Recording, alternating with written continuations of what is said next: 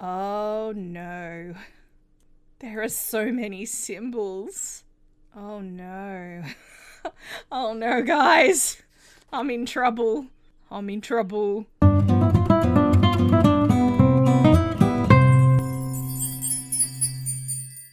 Hi, this is Cass from Aussie Cass Plays, and welcome to a brand new series. It's the sequel to Strange Horticulture, Strange Antiquities. I think this one only came out this year. Look at me with the new release-ish. I am very excited to play it. I've not played it before, obviously, unlike Horticulture, which I had played before. I'm looking forward to seeing what this team does, and hopefully not shaming myself too much with the puzzles. So, I believe this is set in the same world. Let's jump into it. We'll see how it goes. As a thaumaturge's apprentice, there's a lot to learn. Every object must be treated with care, and it is important to identify the harmful from the harmless, the potent from the mild.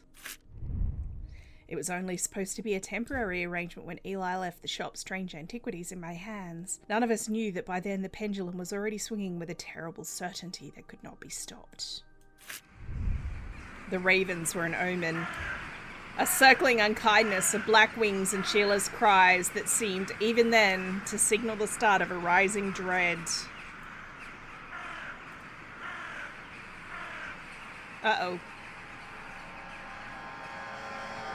I'm excited. Oh, look at it! So cute. You can see the lighting's different, the graphic. Oh, I have a cat still. Hey, kitty.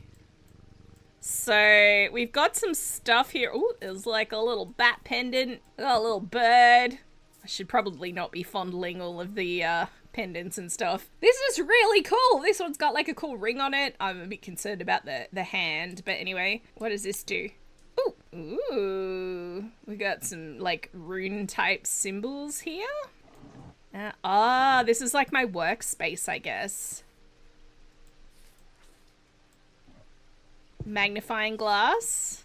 I can use shift, so the key is the same. That's good. Reminder, I've stored a couple of items in the cellar of the wine merchant next door from EW, presumably that's Eli, our boss, on thaumatic fields. Thaumic fields. All thaumic objects produce a field of sorts. Although invisible to the naked eye, they can be observed by placing an object over a thaumic lens. A diurnic field pattern. These fields are not fully understood despite attempts to study them over the years. Diurnic, presumably meaning the two circles. Interesting. I don't have any letters in my archive. Unsurprising. Got a windy thing. I got a compass. Okay, so that's how I explore. We have the map of Undermere. Okay, so this is the town that we lived in during Strange Horticulture, but we never saw the town map, which is unfortunate because I had started to learn the region map, but this is not the region map. So we've got all kinds of locations here. Are these listed alphabetically by any chance? They are not. But that's all right because we should just be able to be like that word and then find the number, and the numbers are roughly logical, so hopefully that will be easier. I don't know what you are, but you're very cool looking. I don't know what you are, but you're very cool looking. This is all very cool looking. So how do I put you away? How do I go back up here? There we go. So those buttons. Awesome. I'm feeling ready. My first customer. Oh, this is the boss. I have been called away to assist in an urgent matter in Ravenglass and must leave at once. I'm leaving the shop in your care with some reluctance, I might add. Rude. Make use of my reference materials. Here, take this. Okay. Thanks, boss. There's an index in the back that may be useful to you. If in doubt, study it carefully. And remember, there are some powerful artifacts here. Under no circumstances should you seek entry to any locked drawers, doors, or cupboards. I know I said that back to front. In fact, safest not to touch anything at all. I should be back in a few days. Okay, bye-bye. How do I read this? That's how I drag. Okay, so I put it on here. Ooh. Ecumenical is a receptacle commonly featuring a memento mori, a reminder of death. Is that the hourglass? Or is it the skull? Or maybe anything that reminds you of death. I'll leave that there, and I guess we'll just work our way through it. Sorry, kitty. What's your name, by the way? Congratulations. Today is the day you meet the great Thomas Pope. That's me. I'm a man of two loves, fresh mountain air, and a little white dog called Hamish. But I reserve room for laughter among friends and shops with cats in them. Well, you're in luck there, sir.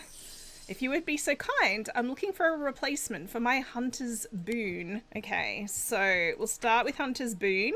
He's a wolf. A hunter's boon is a primitive item. They grant the power of the predator, enhancing perception and agility. They're made from trophies taken from slain beasts, with those from the deadliest predators being the most prized. They're simple items without embellishment. Like this item here. Oh, do I have labels, by the way? Are there labels like in the other game? Last time there were labels. Unless it labels them automatically. That would be really super convenient. Look, I'm gonna guess it's this. It's looks like a thing taken from an animal. It doesn't have embellishment. There's nothing else here that looks animal-y. Identified. Clues. This is the tiger's tooth, a trophy from a predator. On closer inspection, it gives a sense of power. All right. But is it now labeled? Cool. We got some information for our book. You can add labels. Oh, I just right-click. Add labels to items while inspect. So I'm inspecting it. Move the cursor over different parts of the object to inspect it. Oh. Smooth but with hard ridges. Nothing to notice. Gives me a sensation of power. Okay, so these is me doing stuff. And here's my labels. Oh, and I have extra colours too. That's what it was called, right? I don't know what any of those mean. That's cute. Can we do that? How do I do that? How do I hit enter? Am I done? Maybe I just go back. Okay. Cool. And then, did I do it? I did! That was what it was called, right? Yes. Sorry, kitty. Jack Hungerford. The nights are drawing in again. Dark shadows hide dark deeds, or so my father used to always say. Seems like the shadows have grown darker since he passed 2 winters gone. A creeping dark is set up in my house. I'm told a shadow's hold will draw it out. Shadow hold. A shadow hold, or oshadic vessel, is a container of any kind, sometimes a jar or a bottle or some sort of box. It can be used to contain an oshadic spirit, the manifestation known as creeping dark, pulling it from the shadows like poison from a wound. They're decorated with an elaborate design called a shadow catcher. Do I have one of those? Is it that one? It looks like that, right? Unless there's something else with that design. Color and composition. Raised detailing, nothing to sense. My heart feels lighter. Look, it looks like the right thing. What? Uh-oh. That's my sanity meter, I guess. I mean, it doesn't look like a container. Ooh, scales. I was for sure that it was going to be that. Maybe it's like not visible. Oh, it's this thing. Second time lucky. Should I have read that? I probably should have read that. And an auto labeling option in the settings if adding labels by hand isn't your thing. Look, that's actually pretty tempting. Okay. Next. Oh, it's David, the mailman. I'm glad you're still around, David. What's with all these ravens flying around under me today? I can't remember ever seeing anything like it. Not a good day to be the sort who believes in dark omens. A letter for you. Thanks, David. We discovered some papers in a hidden desk drawer in the boatyard last night. Mr. Jones almost threw them in the fire pit, but I asked to take a look at them first. That man does like to burn things. They look old. Maybe there's nothing of much use here, but I thought of you when I came across an entry on the shin. Charlie Weathers. Okay, where? At the boatyard. Okay, so we're going to the boatyard. I'm assuming that's along here. Number 8. The boatyard, number 8. There we go. The yard has seen better days. A mess of broken and rotten timber covers most of the outdoor space that isn't taken up by upturned boats, slowly being claimed by the weeds. In the middle of all this, a man looks up from repairing a small rowing boat. You must be from Strange Antiquities, he says with a smile. He takes me into the dilapidated office where 2 metal buckets collect drips of brown water and a thin window pane rattles with every footstep. He pulls a sheaf of browned papers out of a desk drawer and places them gently in my hands. A sleep vessel and some other stuff. Apparently as an afterthought and somewhat reluctantly, the man gives me something else as I'm leaving. I've no use for it, he says. Don't even know what it's for. Ooh. I'm loving the graphics in this. I don't know what you are. I'll just put you there. See, there could be some way to sort this. At the moment, I'm kind of just leaving it the way that they set it up. Stanley Hume. I want an Ossic ring. Ossic. That's a pleasing word to hold on the tongue. You're a weirdo. Sir. / respected customer. These somewhat macabre objects were originally made as offerings to the goddess Corchin, but the practice fell out of favour as belief waned. They are hard to come across now, but they are occasionally sought out for their ability to keep vermin at bay. Some say that they can hear Corchin's unearthly hiss when they hold an Ossic ring up to their ear. Here. I'm definitely trustworthy. So I'm going to assume it's some kind of ring. I mean, that sounds like what I want. Some evil quality to it. Hard and rough. Bone, yellowed white. It's going to be that, right? Macabre objects. I mean, it's bone. That all tracks. Made of bone, macabre. See, I already figured that out on my own. Okay. Maybe I will go for the auto labeling. I'm not quite sure. Ooh, I like that R. Alright, done. The behaviour of these ravens is disturbing, to say the least. Ooh. As a rule, they only come together to feed. Ravens are omnivores, carrion eaters mostly, but they'll take anything they can get their talons into. And they'll kill if necessary. I didn't plan on dropping in today, but there's something happening out there and I'd like to know what. A voice of... Now, I know this is an actual god and I don't know how to say it. A voice of Cernunos. Oh dear. I'm rapidly seeing what was going to pose me the most difficulties in this game. The name Voice of Cernunos is used to refer to any bronze talk that has certain imbued properties. With skills, such an item can be used to read the patterns of nature that are otherwise hidden to us. Cernunos is a pagan god of the forest and nature. I've actually heard that name or something very like it before. Typically depicted as a man with the antlers of a stag and wearing or holding a torque. So it's going to probably be this. That's the only torque I have. Bronze. Uneven, nothing to smell, nothing to perceive. Neat. May have spelled that wrong. Let's have a quick look. Gameplay. Auto labeling on. Okay. End of day. Now, I'm probably going to do... I did look up how many days are in this game. There's 18. I'm thinking 2 per episode, just so they don't get too long. So we will have 9 parts of this, but we'll see how it goes. The black mare thundered through the icy rain, shining wet in the silver moonlight. Her cloaked rider was exhausted, cold, and soaked to the bone. He knew he would not survive the night if he did not reach Back Barrow. Mysterious. And some kind of radar? Ooh.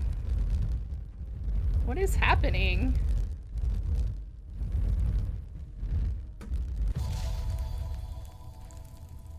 I had to trace that, but I didn't know where I was going with the mouse. An escaped prisoner ran northwest. He hid me in the first building he came to. Interesting. Well, I guess we'll do that first. An escaped prisoner, so I'm looking for a jail. The old jail is number 10. He ran northwest, the first building he came to. So immediately northwest of the old jail would be this one. Neat. The dilapidated warehouse is dark and imposing, and the struggling flame of my lantern does little to pierce its depths. I slowly search through its contents with a sense of despair, wondering if I'm even in the right place at all, when suddenly and unexpectedly I uncover something of value. More relieved than elated, I take the trinket back to the shop for further study and a warm drink. Ooh! Oh, you're a creepy little thing. I might put you next to my other hand. Can I move my pot plants? I can move my pot plants. There's more. Oh my gosh, there's stuff that's locked up. I didn't know I could go to the sides. Oh my gosh. I didn't know that all of this was here. There's no more. Okay, interesting. So at some point I'm going to have to find a key. I'm going to put you there so you're kind of out of the way. And I'll keep the 2 creepy hands together for now. Verona! Ah, well, that's just perfect. Now, if you didn't watch the previous series, Verona is a sort of freelance witch. Like, she's not part of a coven, as best I can tell. Undermere is fizzing with fear over the ravens, and the thaumaturge has left his apprentice in charge. I'm sorry, my dear, that was rude. Pay no attention to me. I'm an old lady who got out of the wrong side of bed. These ravens have got under my skin is all. Please do let Eli know that I was looking for him next time you see him, and pass on my thanks for letting me borrow his copy of Hermetic Symbology. Okay. Oh, no. There are so many symbols. Oh no. Oh no, guys. I'm in trouble. I'm in trouble. Uh-oh. Cool. Cool. If I need to know all of that, I'm gonna be in a spot of bother. Sorry, kitty. Tess Sherwood. I feel paralyzed. I have no job, no partner, no friends, no prospects. I heard a horned shackle might be the answer. I mean, what was that noise? Why did it make that noise? I don't know what that noise meant. I'll just look up the thing. Ooh. Horned shackles are used to bring about change in one's life, bestowing the ability to overcome personal demons. In use, the horns are rubbed between one's fingers, causing them to become worn smooth over the years. They can be worn as pendants, but are more commonly totems. You know, I should actually be sorting these alphabetically. I'm gonna put all of the ones where I don't know what they are over here. Smooth with horns. I mean, this is smooth with horns. That could be. It could also be something over here. Smooth, bronze, a strong sense of being watched. Somewhat seems to go with what she wants, but not really. Let's go back this way. More likely to be this one, right? Hard and rough, engraved detailing. Hard and rough. No, because the book said smooth. Worn smooth over the years. More commonly totems. Pointy. Probably not you. I'm just fondling everything. Polished. Pardon me while I just fondle everything. This part feels smooth. This is rough and pitted. It's gonna be this one, right? Pretty sure. The horns are rubbed, causing them to become smooth. They're more commonly to... I reckon it's this guy. Yay! I did it! A vestiger. Interesting. Can I just change the colour? I want to go with blue for the ones I've identified, and then I'll use another colour for, like, if I have guesses. Because at some point, I'll probably go through and have a guess of what things are based on the book's descriptions that I have. Hi, David. At least the weather's looking a little better out there today. Thanks, mate. Good day. You might be interested to hear that my plough overturned a strange-looking object yesterday. Come to the farm and it's yours, for the right price, of course. John Royston. The farm. Hopefully there's only one. Is it number 1? The Craywig farm. No, it was Royston. The Royston farm is number 30. There we go. John grins as I struggle to hide my obvious interest in the item he shows me. Any hope that he might not be fully aware of its value quickly evaporates, and after a lengthy negotiation, I reluctantly hand over the amount he originally asked for. Ooh. I'll put all my necklaces together. Hopefully they don't fight. And I'll put you there with you. I'll put you like that. Actually, I'm going to put you two like that. Keep you separate. Yes! And you're just creepy looking. Got another necklace I have to put with the necklaces. There we go. My boss is going to come back and be like, you rearranged the entire shop. What are you doing? Julia Braddock. Ah, Jupiter, we meet again. Is this Jupiter? Our paths crossed late last night on Prince Street. We shared a moment before he slunk off into the dark on important business, no doubt. I wonder if you can help me. I'm visiting my grandmother later and I wanted to bring her something. She lives all alone on the edge of town, out on Clanbrook Road, and I don't always manage to get out there as often as I'd like. I thought maybe a moon heart would bring her some comfort. There's an index in the back that might be useful to you. Oh! Ah, so I can be like, someone has a curse, use this. Someone wants something associated with this entity, use this. That's actually really helpful. especially how intimidating this other book is. Moon heart. I'm looking for something known as a moon heart, maybe? Or maybe under M. Moon heart. Selenic totem. These carved totems, more commonly known as moon hearts, can be imbued with a sentiment or feeling such as love or joy, then held tightly to recall that same feeling. They sometimes feature crescent shapes associated with both Selenic and Noctic disciplines. Indeed, the form of the item itself will often have a connection to either the moon or the night. Looking for moon objects. This one reminds me of the moon. Nothing to remark. That's not giving me anything. Crescent shapes imbued with a sentiment. See, I would have assumed I would get a feeling from a moon heart because of what it is. I notice a slight out-of-body feeling, like my hands belong to somebody else. Well, I don't like that. A sense of crackling energy flickers in the depths of my mind.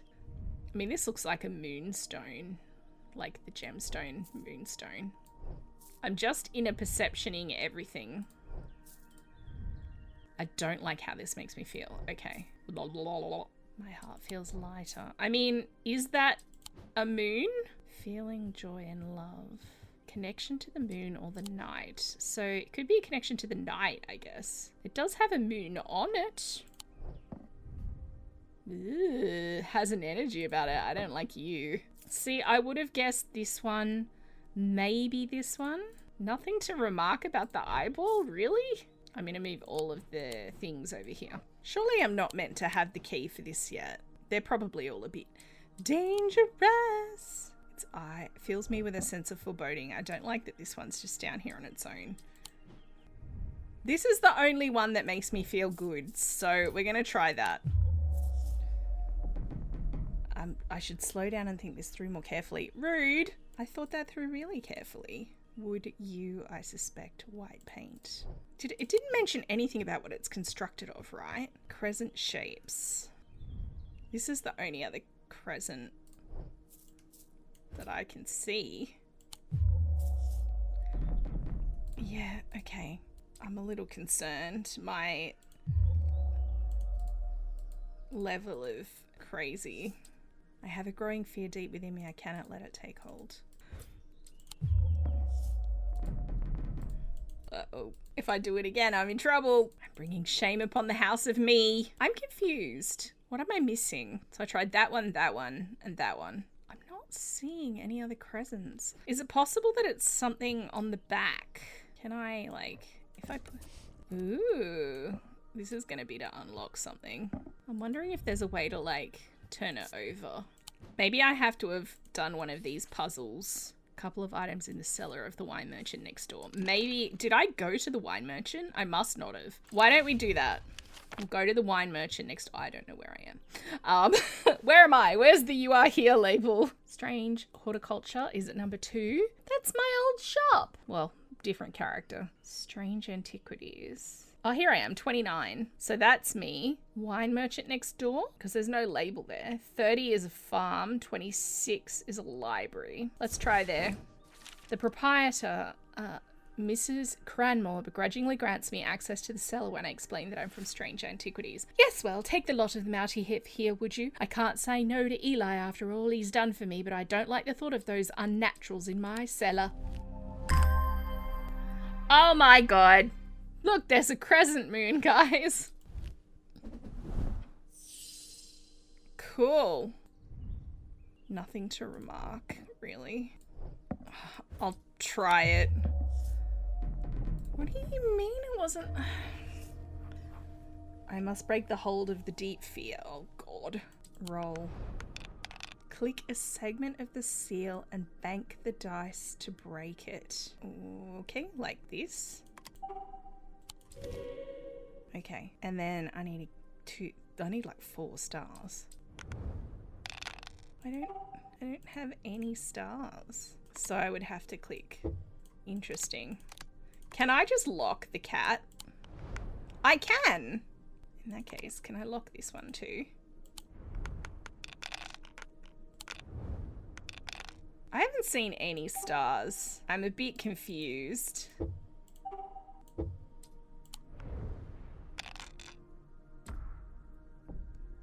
Uh-oh.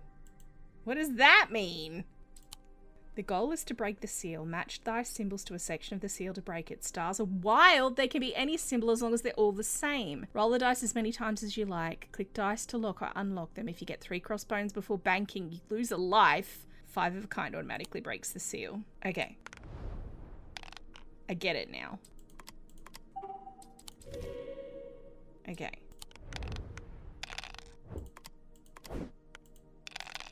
Hey! Kitty! Sanity restored. I won the dice game. I just didn't realize the star was a wild card, so I kept re-rolling looking for stars. I still don't know what the answer to this puzzle is. I'm actually a little bit upset about it. It's fine. The form of the item itself will have a connection. It does show a tree in the picture. Maybe I just give her the tree. I'm gonna have to go for the hint. I don't have a moon heart in my book. I already got that already, dumbass. I'm looking for a carved totem. What, like this? Or the owl, maybe? Oh my god. Oh, that's the crescent. I thought it was horns. Cool.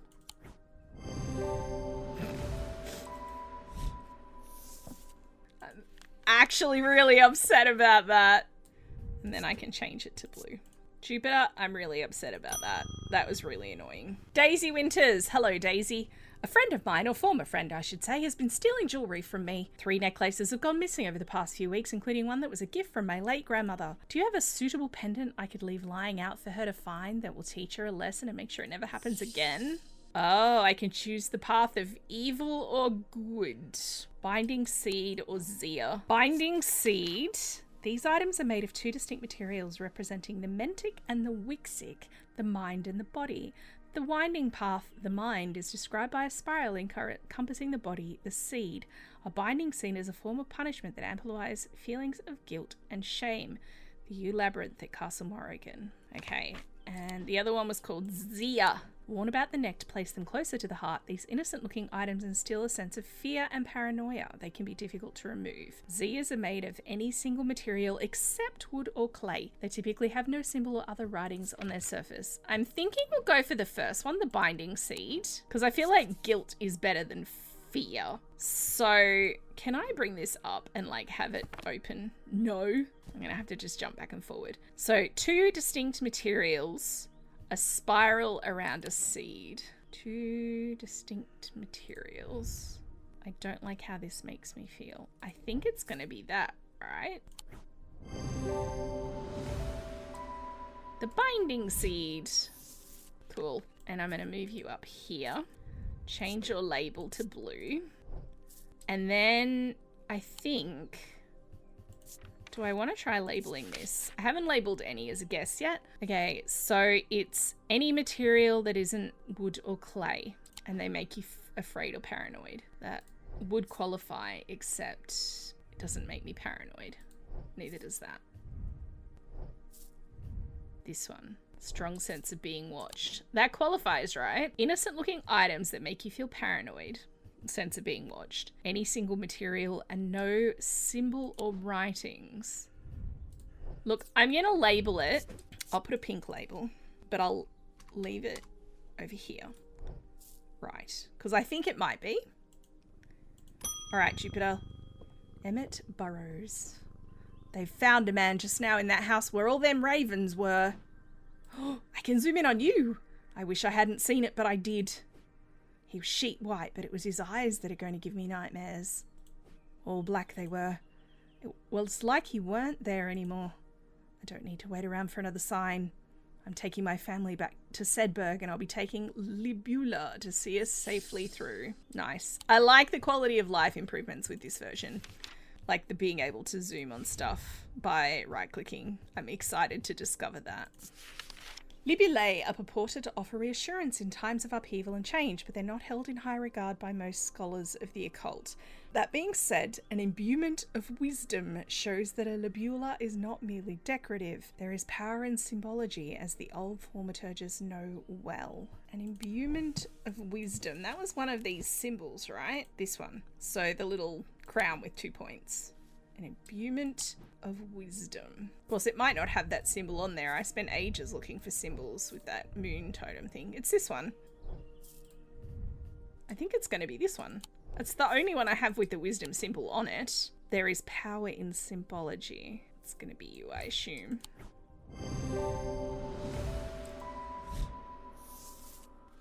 Witch's finger. That sounds lovely. Go over here. Alright, you guys, I'm actually going to end this part here as promised. I think 2 days per episode, factoring in time for me to stare at the game like an idiot and not know what I'm doing, is probably about the right length. I'd love to hear what you guys think in the comments down below. If you have any feedback or anything, I'd love to hear that too. If you've enjoyed, please like and subscribe. You know the drill. Don't forget to wash your hands, and I will catch you next time. Thanks for watching.